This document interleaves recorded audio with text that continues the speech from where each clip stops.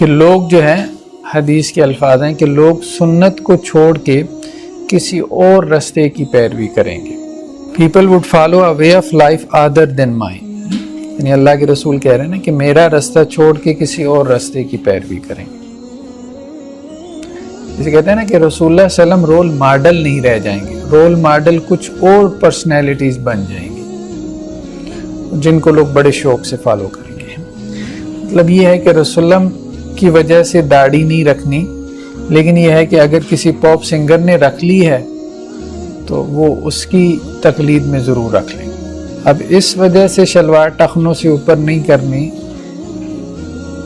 کہ مطلب یہ سنت ہے، لیکن یہ ہے کہ اگر فیشن ہے تو ضرور کر لیں گے، پھر تو لڑکیاں بھی کر لیں گی.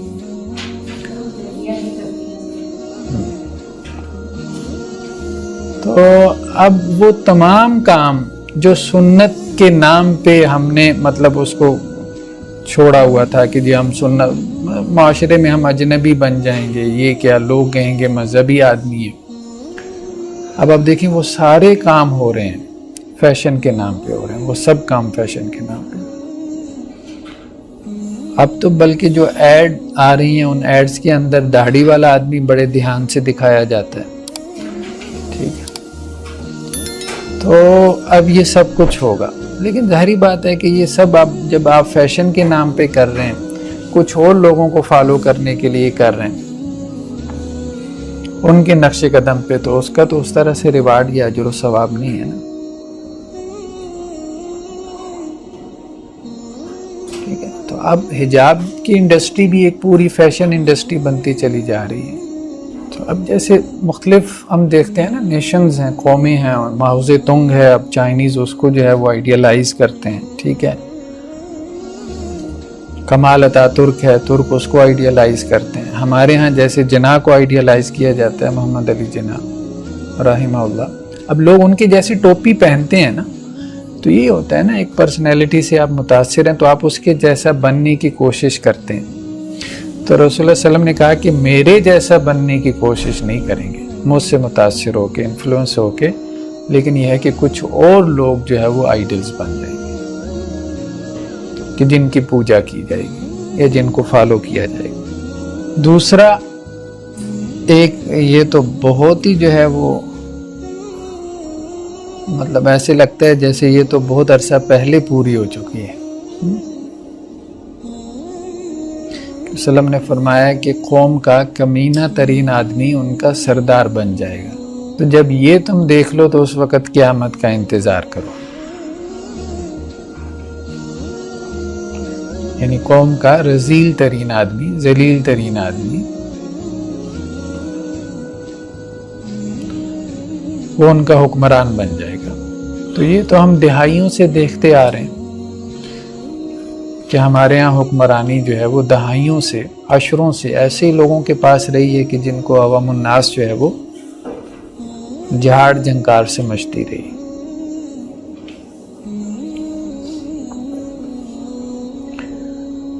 بلکہ ہمارے کیا پاکستان کیا پوری امت مسلمہ میں جو بھی 55-56 کے قریب جو بھی نیشن سٹیٹس ہیں، سب کا یہ آپ دیکھ لیں جھاڑ جھنکار ہے جو بس اوپر آ جاتا ہے.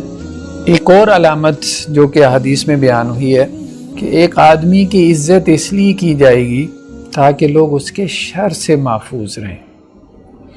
یعنی لوگ سلام اس لیے نہیں کریں گے کہ وہ سلام کا مستحق ہے، بلکہ اس کو سلام اس لیے کریں گے تاکہ اس کے شر سے بچے رہیں. تو فرمایا جب یہ تم دیکھو تو اس وقت قیامت کی امید رکھو.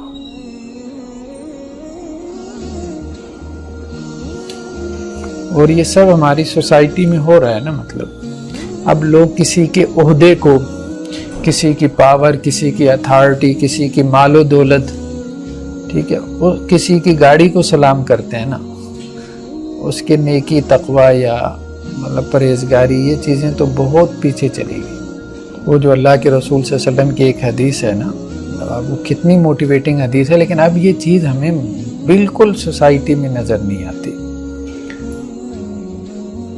کہ ایک شخص جو ہے وہ کسی دوسرے شخص سے ملنے کے لیے دوسری بستی میں جا رہا تھا، تو اللہ نے اس کی طرف فرشتہ بھیجا وہ انسانی صورت میں، اور فرشتے نے اس سے پوچھا کہ کہاں جا رہے ہو؟ اس نے کہا فلاں بستی میں۔ کس سے؟ اس سے ملنے جا رہا ہوں۔ کیوں جا رہے ہو؟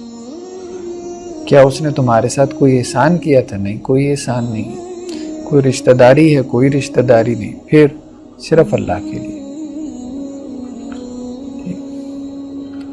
تو اس فرشتے نے کہا اللہ نے مجھے بھیجا ہے کہ میرے بندے کو جا کے یہ بتاؤ کہ جس طرح تم میرے بندے سے محبت رکھتے ہو، اللہ کو تم سے ویسے ہی محبت ہے، اور صرف یہ بتلانے کے لیے اللہ نے مجھے بھیجا ہے۔